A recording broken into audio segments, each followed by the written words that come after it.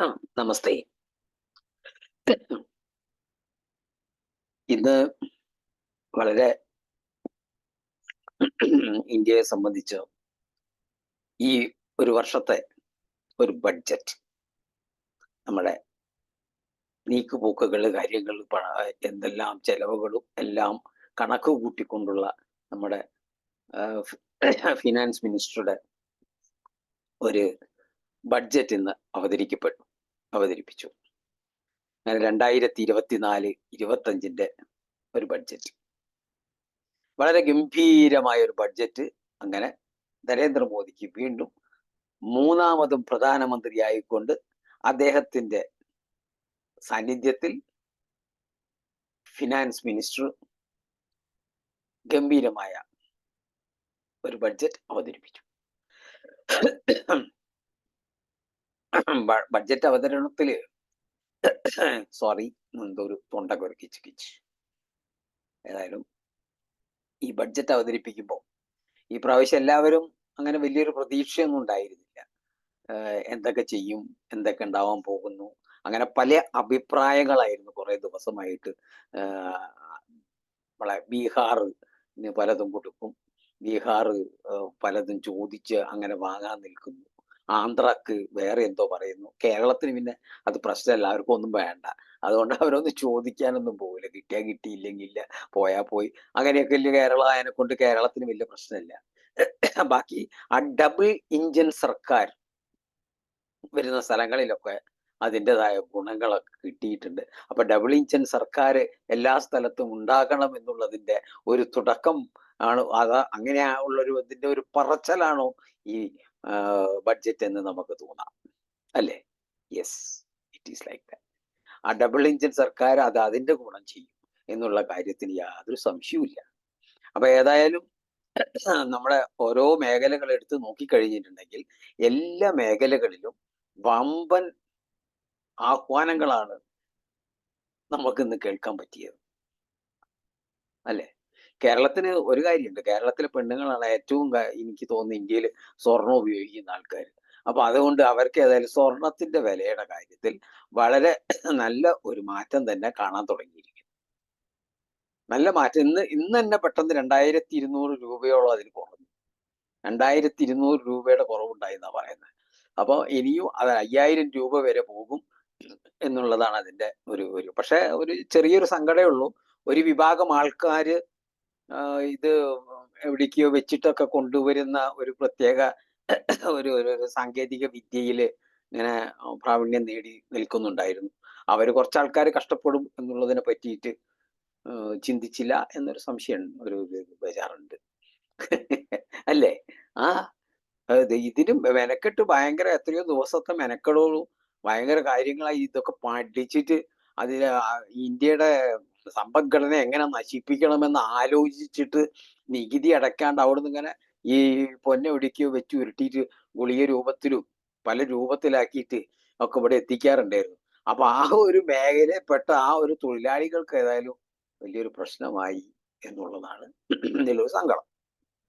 ഏതായാലും സ്വർണത്തിന്റെ വിലയിലുണ്ടാകുന്ന കുതിച്ചു കയറ്റം കൊണ്ട് നമ്മുടെ കേരളത്തിലൊക്കെ ഉള്ള കുറേ കല്യാണം ഇങ്ങനെ നടക്കാൻ നിൽക്കുന്ന, അത് നടത്തി കൊടുക്കുവാൻ വേണ്ടി കഷ്ടപ്പെടുന്ന ഒരുപാട് അച്ഛൻ അമ്മമാർക്ക് ഒരു ആശ്വാസമാണ് ഈ പ്രാവശ്യത്തെ ഈ ബഡ്ജറ്റിലെ ഈ സ്വർണ്ണവില എന്നെനിക്ക് തോന്നുന്നു, അല്ലേ?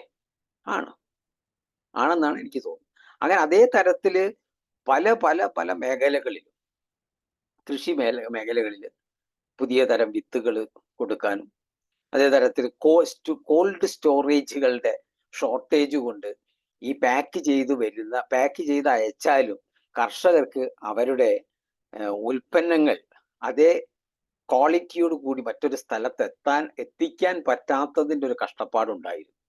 അപ്പൊ അതിനെ നികത്താൻ വേണ്ടി പുതിയ ഒരു കോൾഡ് സ്റ്റോറേജ് സിസ്റ്റം തന്നെ നമ്മുടെ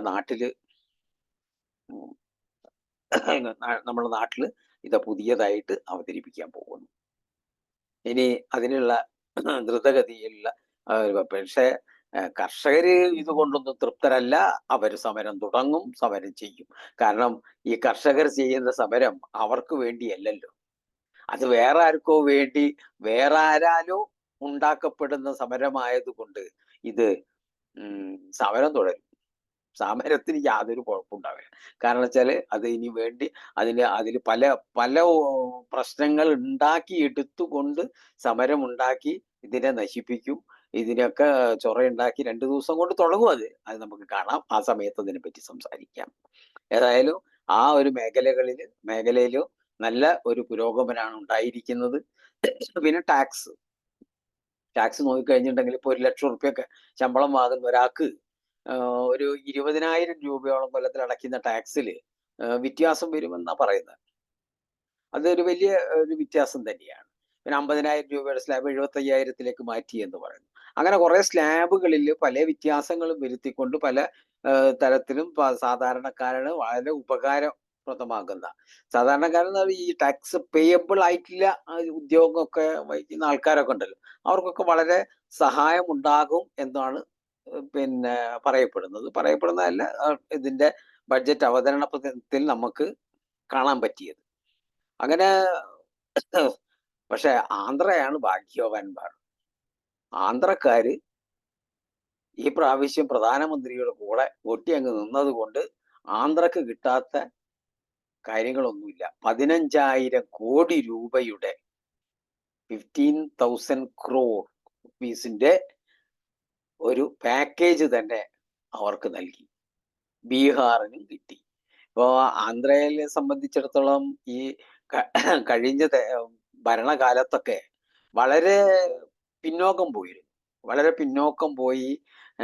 അയാളവിടെ പല കാര്യങ്ങളും ചെയ്യാതെ ഇപ്പോ അമരാവതി എന്ന് പറയുന്ന ആ ഒരു ക്യാപിറ്റൽ സിറ്റി ഉണ്ടാക്കാൻ വേണ്ടി അവിടുത്തെ കർഷകരെടുത്തു നിന്നൊക്കെ ഒരുപാട് ഭൂമിയൊക്കെ ഏറ്റെടുത്ത് അന്ന് അതൊക്കെ ചെയ്യാൻ പോകുന്നതായിരുന്നു. ആ സമയത്താണ് ഈ റെഡ്ഡിയുടെ വരവും. റെഡ്ഡി അതിനെ അട്ടിമറിച്ച് ആ പരിപാടി തന്നെ സ്റ്റോപ്പ് ചെയ്യിപ്പിച്ചു കളഞ്ഞു. അങ്ങനെ ആ പ്രദേശം തന്നെ കാട് പിടിച്ച് പടലം പിടിച്ച് കിടക്കുന്ന ഒരു ഒരു ഒരു ഒരു ഒന്നിനും കൊള്ളാത്ത ഒരു സ്ഥിതിവിശേഷത്തിലേക്ക് അതിനെയൊക്കെ എത്തിച്ചിരുന്നു. അപ്പൊ അതൊക്കെ മടങ്ങി വന്ന് പിന്നെ ആന്ധ്രയുടെ മുഖം തന്നെ മാറുമെന്നാണ് എനിക്ക് തോന്നുന്നത്.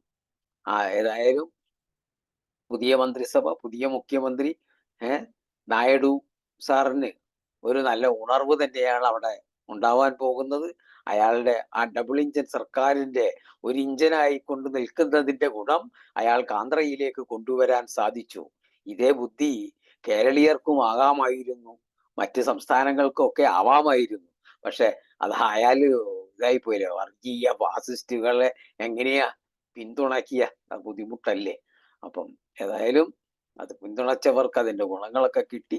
അതേ തരത്തിലുള്ള ബുദ്ധിയൊക്കെ ഇനി കേരളീയർക്കും വരുമെന്ന് നമുക്ക് പ്രത്യാശിക്കാം.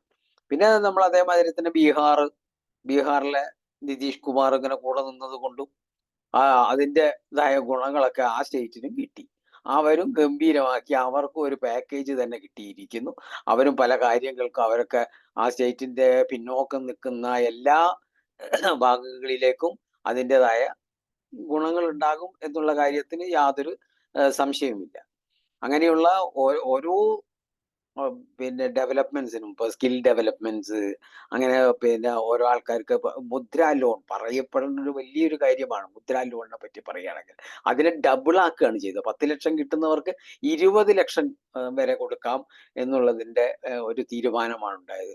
അത് എന്ന് പറഞ്ഞിട്ടുണ്ടെങ്കിൽ ഈ നമ്മുടെ ബിസിനസ് മേഖലയിൽ, അല്ലെങ്കിൽ ഒരു ചെറിയ ചെറിയ പ്രൊഡക്ഷൻ മേഖലകളിൽ, അങ്ങനെയുള്ള ചെറിയ ചെറിയ മേഖലകളിലുള്ള 10 ലക്ഷവും 20 ലക്ഷവും മുടക്കിക്കൊണ്ടുള്ള ചെറിയ ഇൻഡസ്ട്രികൾ, ഇതിനെയൊക്കെ വളർത്തിയെടുക്കാനുള്ള, വളർത്തുവാനുള്ള ഏറ്റവും വലിയ ഒരു ഒരു പദ്ധതി തന്നെയാണ് ആ മുദ്രാ ലോൺ കൊണ്ട് സംഭവിക്കാൻ പോകുന്നത്.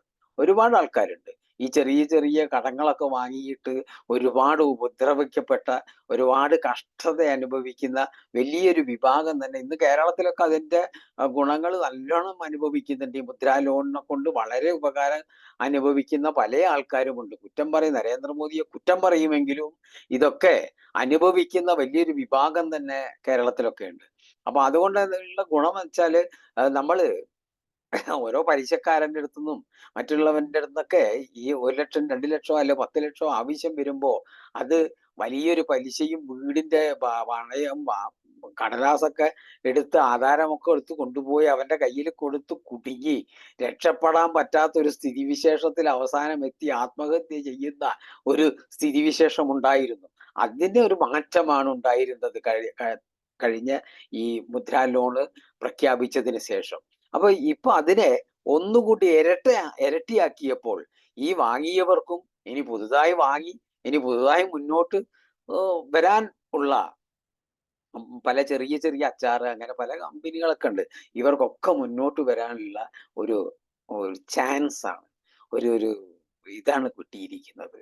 ഒരവസരമാണ് കിട്ടിയിരിക്കുന്നത്. നമ്മുടെ നാട്ടിലെ എല്ലാ ചെറുകിട ഇൻഡസ്ട്രികളും വളർന്ന് വലുതാകുവാൻ വേണ്ടി അവർക്കൊരു വലിയൊരു ചാൻസ് തന്നെയാണ് ഈ പ്രാവശ്യം നരേന്ദ്രമോദി ആദ്യത്തെ ബഡ്ജറ്റിൽ തന്നെ അങ്ങോട്ട് പ്രഖ്യാപിച്ച് ഒരു ഒരു റെക്കോർഡ് സൃഷ്ടിച്ചിരിക്കുന്നത്.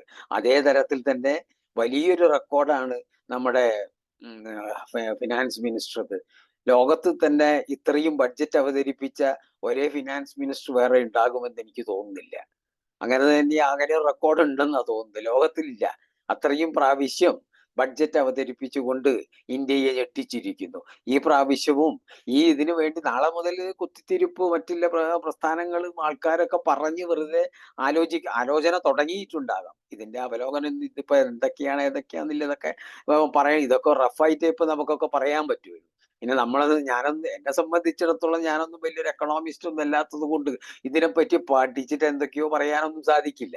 ഒരു സാധാ മനുഷ്യൻ പറയുന്ന ഒരു സാധാ മനുഷ്യന്റെ മനസ്സിൽ തോന്നുന്ന ചില ബഡ്ജറ്റിന്റെ ഗുണകാര്യങ്ങളൊക്കെ നമുക്ക് പറയാൻ പറ്റുകയുള്ളൂ. അതാണ് ഞാനിവിടെ പറയുകയും ചെയ്തത്. അപ്പൊ ഏതായാലും ഈ 2024-25 ഈ ബഡ്ജറ്റ് വളരെ സുന്ദരമായിരിക്കുന്നു, മനോഹരമായിരിക്കുന്നു. അതിന് എല്ലാ ആശംസകളും ഈ ഫൈനാൻസ് മിനിസ്റ്റർക്ക് നൽകിക്കൊണ്ട് ഇന്നത്തെ ഈ ടോക്ക് ഇവിടെ അവസാനിപ്പിക്കുന്നു. നമസ്തേ.